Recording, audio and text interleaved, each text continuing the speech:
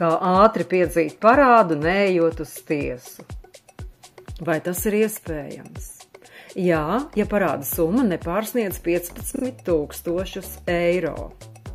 Bet šāda kārtība nav izmantojama, ja ir solidāras maksājuma saistības. Ir jāaizpilda veidlapa par saistību piespiedu izpildīšanu brīdinājuma kārtībā un elektroniski jānosūta tā tiesai.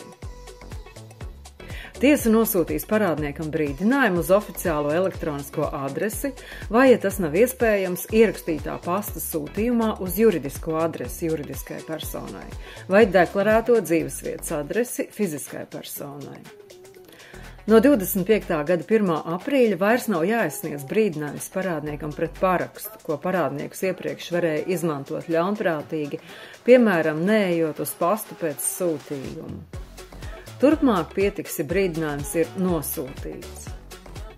Parādniekam ir dots termiņš 14 dienas, lai samaksātu parādu.